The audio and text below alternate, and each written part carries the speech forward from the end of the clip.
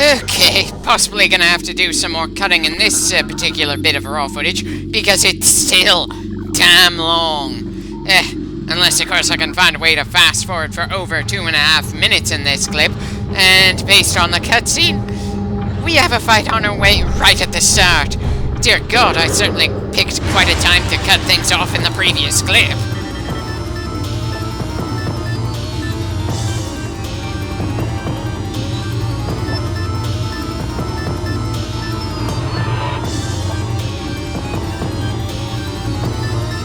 Okay, so much like the adult She-Goth, missiles are the way to go. Much like most of the bosses in the 2D games. Why did I remember the 3D games not having too many enemies that were vulnerable to just missiles? Sluggish speed, huh? Okay, so when they have the absorb move going on, even missiles don't cause damage. As is the fact that this major enemy apparently doesn't have a health bar. That's annoying. Just what is it that makes the game designers decide which enemies get health bars? Because I am damn sure that every foe who warrants a cutscene for their introduction should have one.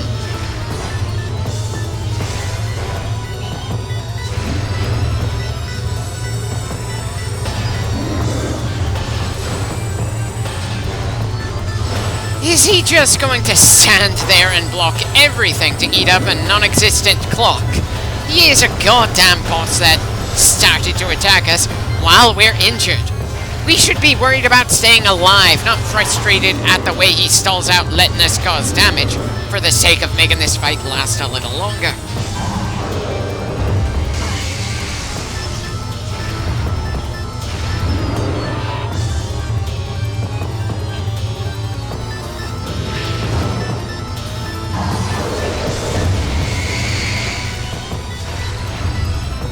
So even if he doesn't have his arm up to absorb shots, we can't do any damage unless the missile directly strikes his head.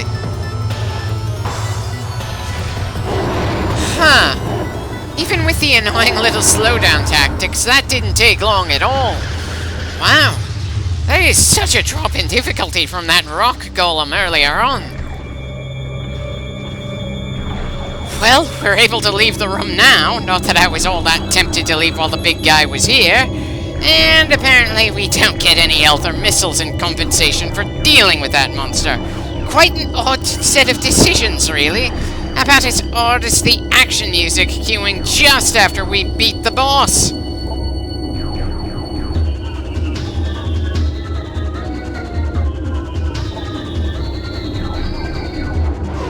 Aha! Putting a bounty on the bounty hunter. That would be a little worrying if anyone around here was capable of collecting.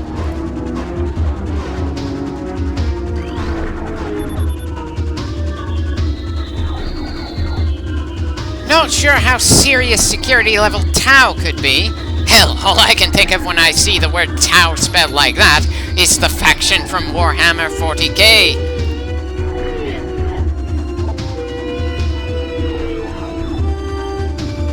Well, if pirates are trying to steal food from these hulking monsters, it's probably due to them not having enough regular food in the first place. And excuse me for saying this, but telling your pirate employees that stealing is not to be permitted in your pirate organization feels more than a little ridiculous.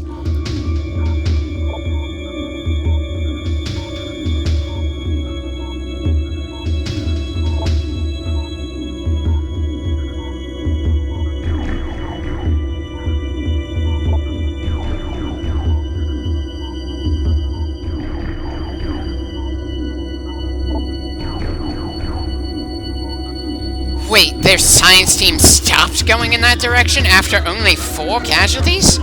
I was under the impression that these guys generally don't give a damn about that sort of thing, hence why they experiment on their own embryos, set up camps on death worlds, and go out of their way to try making deadly monsters even more deadly.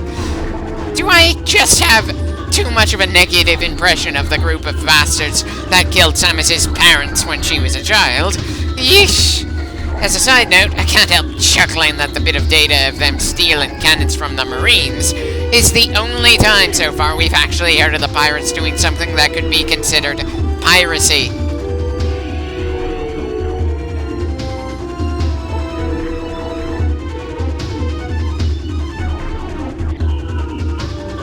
So, they mean to tell me that the creature we're going to find at the end of the game, after we unlock the overly complicated Chozo door, is the thing that this sub-series is named after?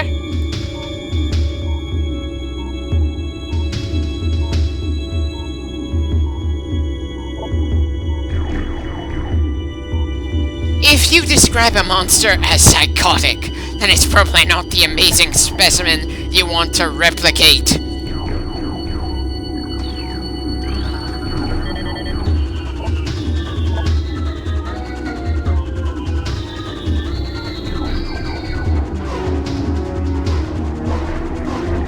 Well, of course losing your main base would send out an alert like that.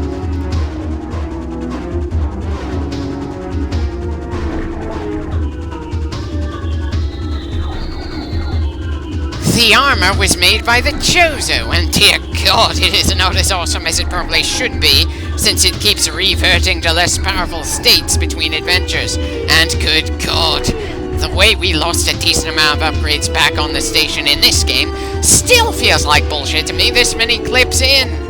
And even if you bastards managed to kill Samus, I doubt you're gonna get that armor, not with the way it seems to phase out of existence whenever it's destroyed in some of the 2D games.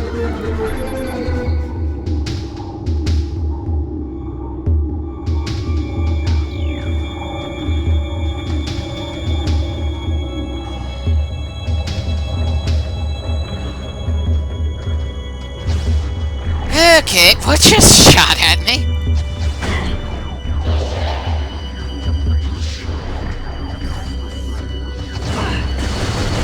Ah! Finally one of the Ice Beam Troopers. I'm pretty sure this guy is, doing more damage to us than the elite pirate we killed in this same room.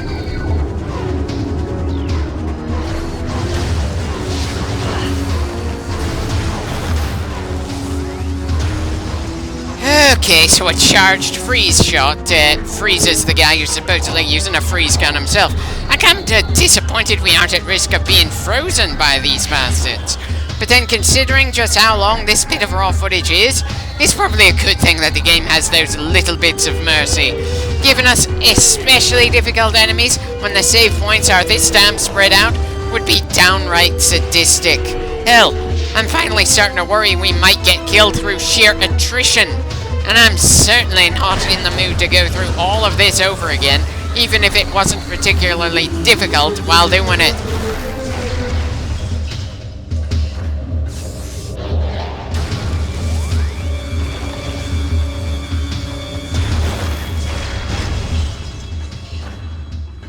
Well, at least the music stopped. That's gotta be worth something. Not that the music is especially bad or something, it's just not especially memorable. It just does a very basic job of conveying there's still some fighting going on, so clench up.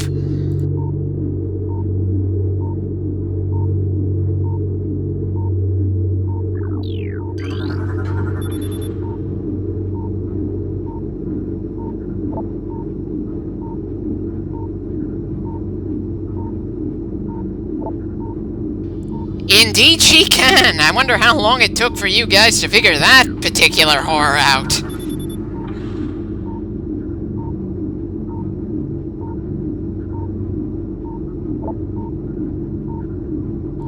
Does that mean we killed one that wasn't quite ready for field duty yet? Not that it felt like a major accomplishment by any stretch, but still.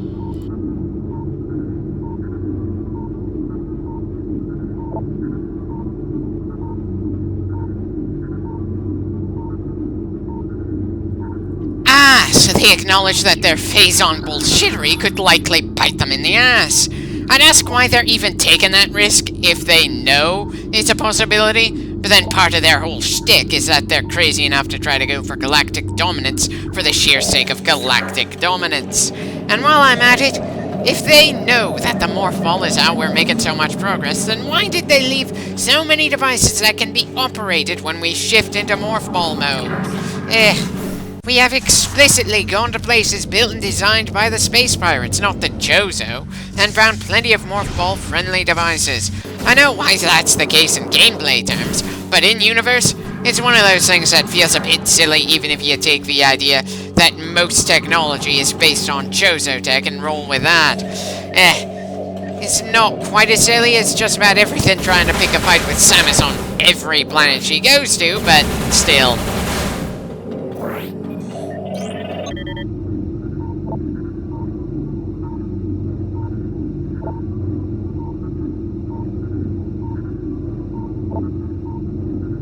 Yeah, we've had a few encounters with those ghosts as well.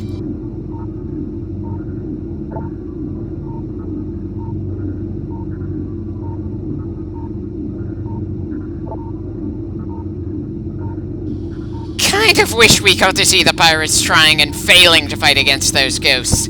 I know I'd appreciated watching a Metroid drain a pirate dry earlier on.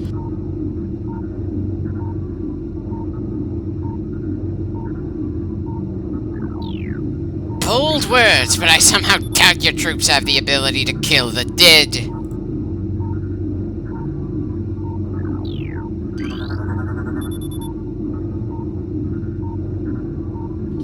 If they're putting Phazon into their rations, why would the regular pirates try to steal some of that crap? You either become a very buff moron or you die.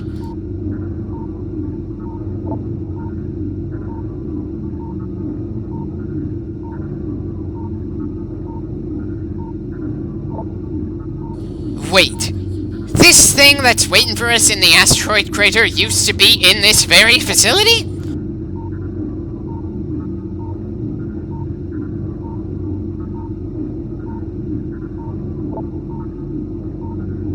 And great, the bastard somehow made it even more powerful without even intending to. I'm sure that didn't improve the mood of the already dead Jozo who were out of their minds with rage before then.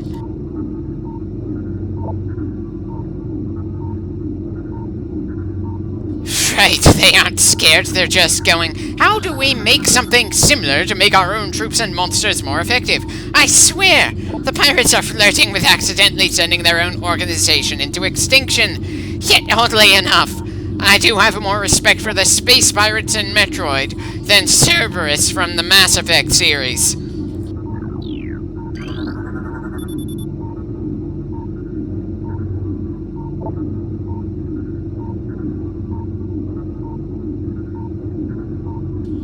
Well, I'm pretty sure by the end of this game we're going to be able to destroy all the types of covers you could possibly use. Still, I appreciate that little touch about logistics around here. Sure, most video games, the logistics tend to feel pretty bullshit, but still, I can certainly respect a certain level of a story acknowledging that resources for various things might not be plentiful enough, so you have to make do for a while with the lesser quality things until those become available again.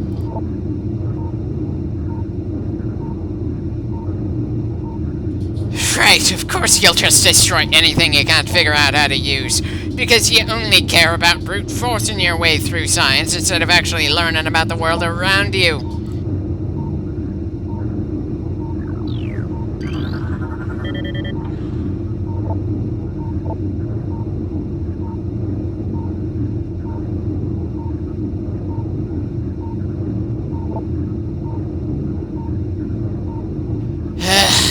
Those things only exist as a way to unlock that crater.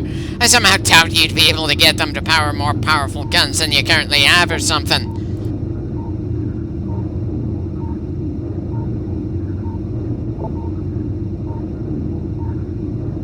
Well, at least they managed to figure out half of the puzzle, even if they don't know where to actually put the pieces yet. That's actually kind of impressive.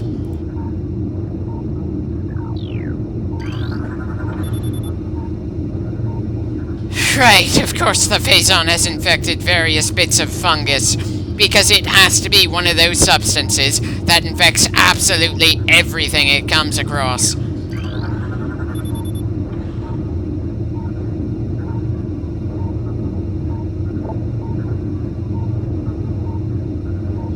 Well, it it's going to be a little tough to deploy elites to those areas if there aren't enough of them to go around just yet.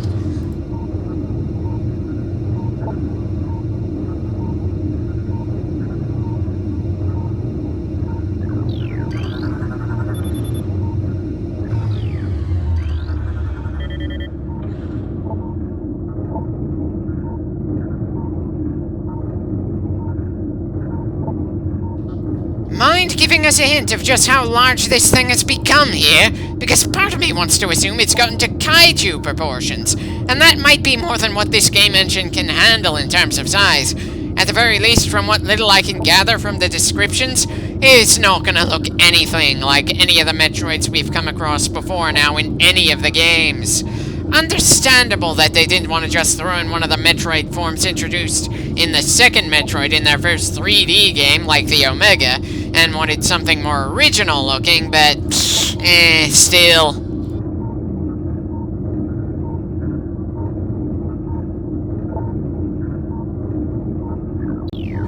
Well, at least the security team is worried that they won't be able to do anything in case of an emergency.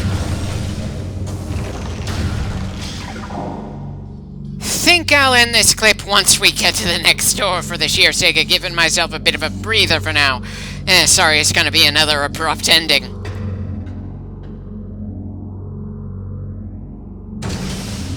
Speaking of abrupt... Okay, what's with the explosive little bastards floating at us?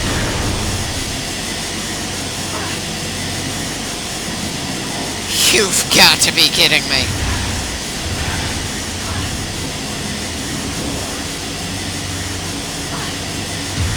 Right. So apparently we're in danger of poisonous gases when we're wearing a suit that's capable of breathing underwater and in space. And the gas doesn't leave that room at all. Attrition is clearly the order of the day, which is part of why I want to end this clip and give myself even just a temporary break.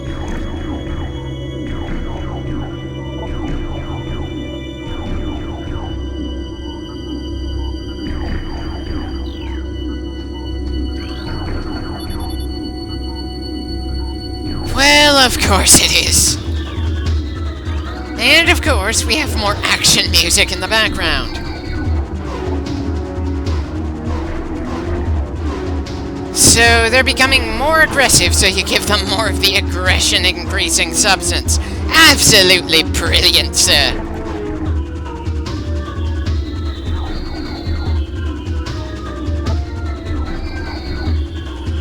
Thanks for the warning. Now, excuse me for trying to rack my brain if I remember any of the previous Metroid forms being explicitly called hunters, or if this is going to be something we've never seen before.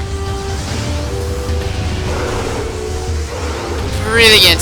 I dodged right into the damn thing's fire. I just realized I missed my own promised stopping point for the clip. There's just too much worth looking at going on right now.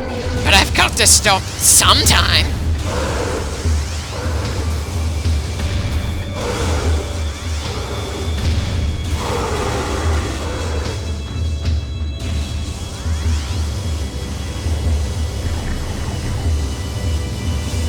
Definitely would appreciate more health than missiles.